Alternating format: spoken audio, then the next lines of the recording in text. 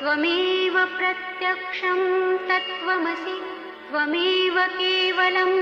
कर्तासि त्वमेव केवलं धर्तासि त्वमेव केवलं हर्तासि त्वमेव सर्वं खल्विदं ब्रह्मासि त्वं साक्षादात्मासि नित्यम् ऋतं वच्मि सत्यं वच्मि अवत्वं माम् अववक्तारम् अवश्रोतारम् अवदातारम् अवधातारम् अवानूचानमवशिष्यम्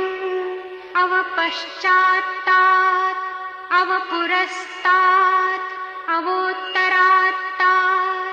अवदक्षिणात्तात् अवचोर्ध्वात्तात् अवाधरात्